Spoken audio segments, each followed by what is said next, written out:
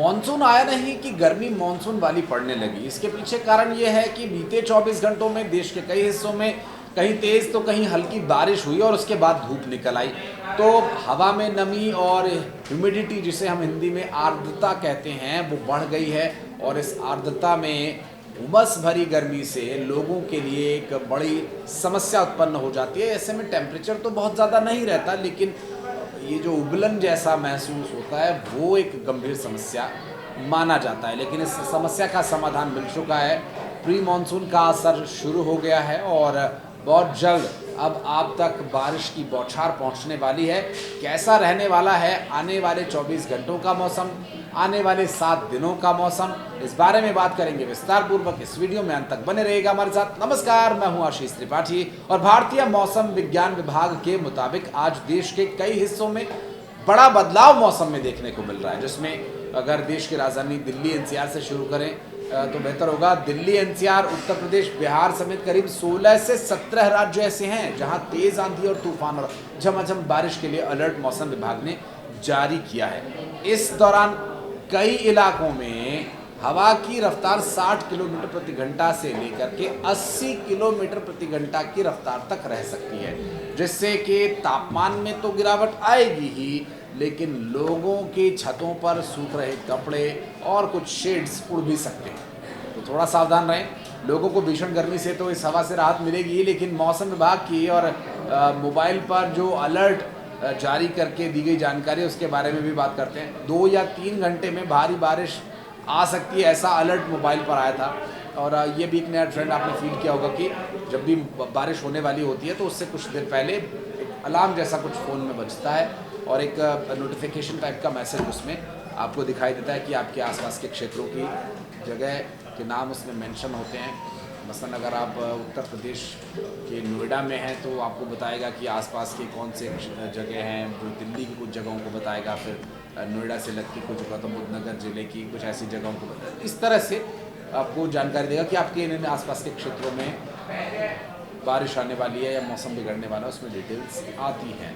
भारतीय मौसम विज्ञान विभाग के अनुसार दक्षिण पश्चिम मानसून कर्नाटका, तेलंगाना, आंध्र प्रदेश, तमिलनाडु, पश्चिम बंगाल और बिहार के कुछ हिस्सों में आगे बढ़ गया है। अगले 2 से 3 दिन में इसके उत्तर प्रदेश, झारखंड, उड़ीसा और छत्तीसगढ़ के कई इलाकों तक पहुंचने के लिए परिस्थितियां अनुकूल हैं।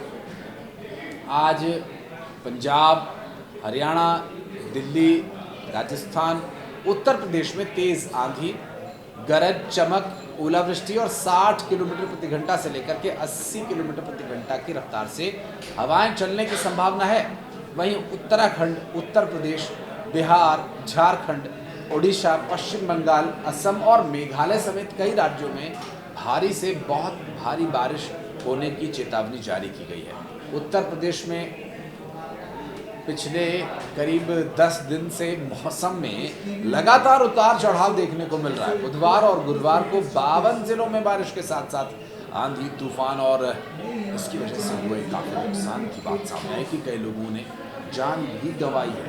दरअसल शुक्रवार को भी 2 लोगों की मौत हुई। तो वहीं छत्तीसगढ़ के कांकेर जिले में आकाशीय बिजली की चपेट में आकर उप सरपंच समेत 3 लोगों की जान चली गई थी। वहीं इसका जो असर कई अन्य जगहों में देखने को मिल रहा है। 5 अन्य लोग इस हादसे में गंभीर रूप से झुलसे थे। उत्तर प्रदेश मौसम विभाग ने शनिवार को कई जिलों में हल्की बारिश और 60 से 70 किलोमीटर प्रति घंटे की रफ्तार से चलने वाली हवाओं के बारे में चेताया, आशंका जताई।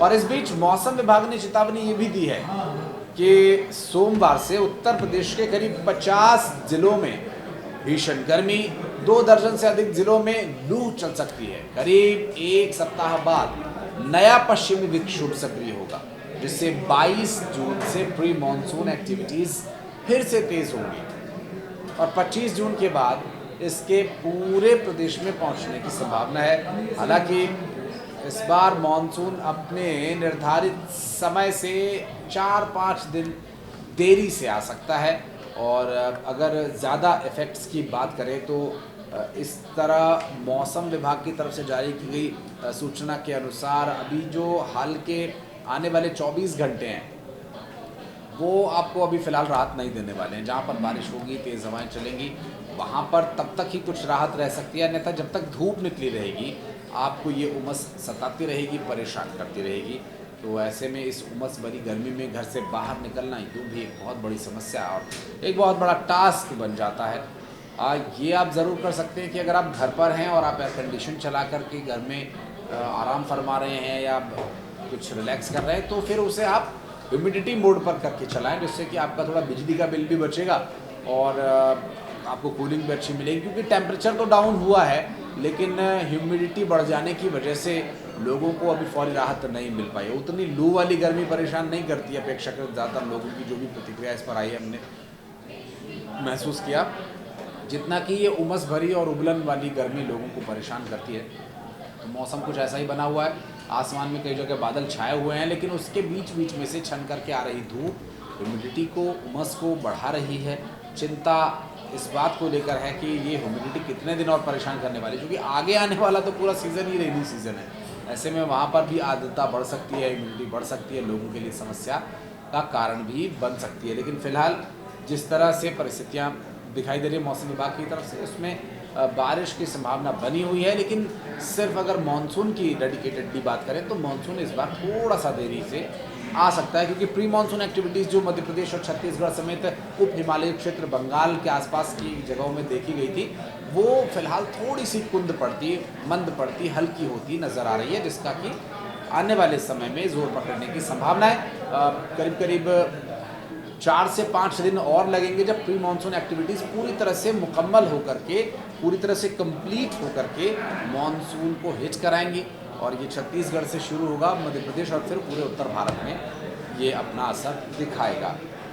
एहतियाती तौर पर अगर आप टू व्हीलर्स पर घर से बाहर निकलते हैं तो अपने साथ रेनकोट या छाता कुछ ऐसा ज़रूर रखें, जिससे कि अगर अचानक रास्ते में बारिश शुरू हो जाए तो आप उसका इस्तेमाल करके अपने आप को भीगने से बचा सकें। अगर आप 4 व्हीलर इस्तेमाल करते हैं तो फिर तो आप सेफ हैं, फिर तो उतनी ज़्यादा समस्या है नहीं। हाँ, फिर बारिश में ज़्यादा तेज़ ड्राइव नहीं करें, क्योंकि फिसलन होने की, दुर्घटना होने की आशंका बनी रहती है। तो मौसम अच्छा है, खुशनुमा है, सुहाना है, सुबह शाम ठंडक रहेगी, लेकिन दोपहर में थोड़ी उबलन, थोड़ी उमस आपको परेशान कर सकती है। कुछ कहना चाहें तो बताइएगा कमेंट सेक्शन में। वीडियो को यहाँ तक देखने के लिए बहुत बहुत धन्यवाद।